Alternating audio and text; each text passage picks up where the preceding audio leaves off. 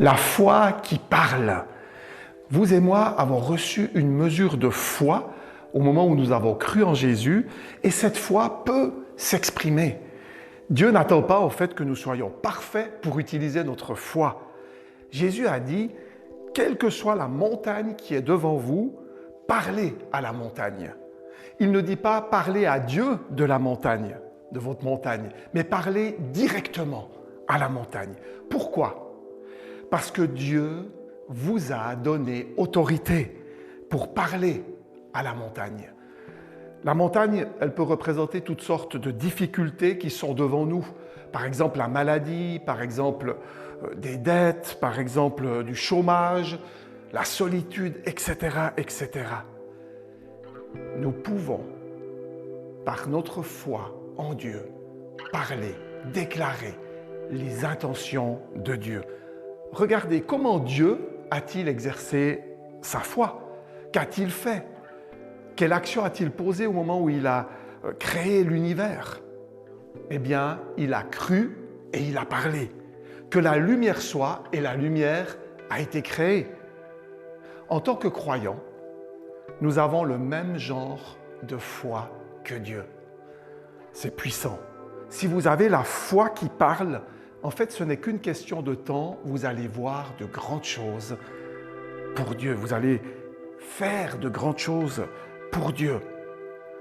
Paul va dire dans 2 Corinthiens 4 au verset 13, « Et comme nous avons le même esprit de foi que celui exprimé dans cette parole de l'Écriture, j'ai cru, c'est pourquoi j'ai parlé.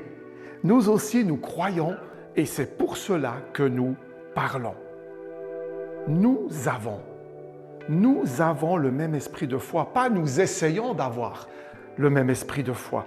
Nous avons, vous et moi, le même esprit de foi que toutes ces personnes qui ont agi, qui ont cru Dieu, comme Moïse, comme Josué, comme David, Paul, Pierre, tous ces hommes et ces femmes au travers de toute l'histoire de l'Église qui ont eu cette foi qui a déclaré, qui a parlé, qui s'est exprimée. Ce n'était pas juste une formule. La foi n'est pas simplement une belle formule, une formule magique. Non, la foi est un esprit. Et cet esprit est contagieux.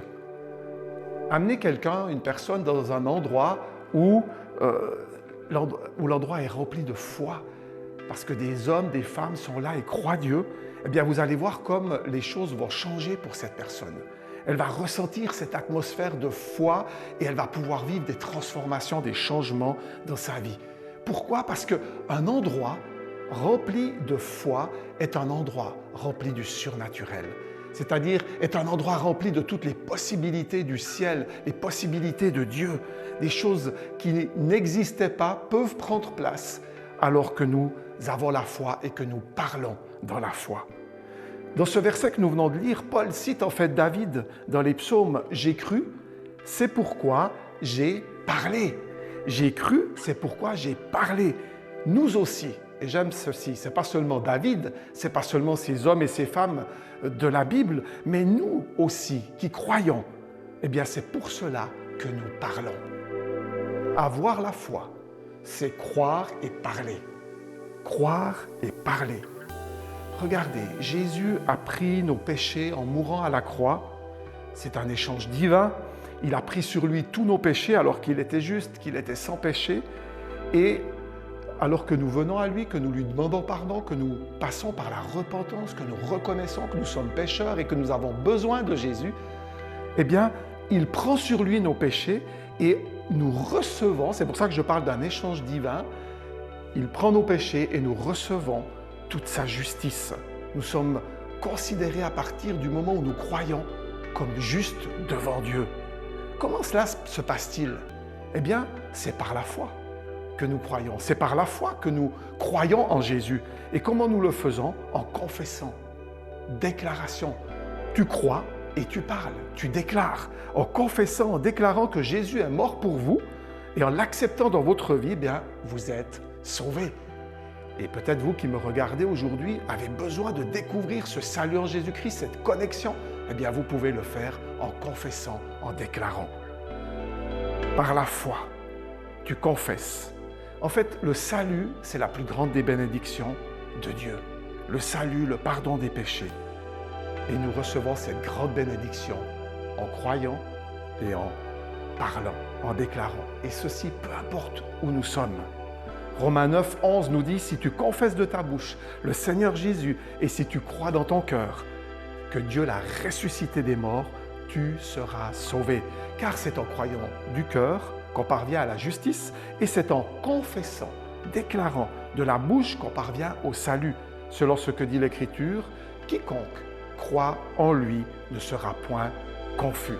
Je crois et je parle, je crois et je parle. Je crois que cette semaine sera une excellente semaine. Je crois à la protection de Dieu sur ma famille.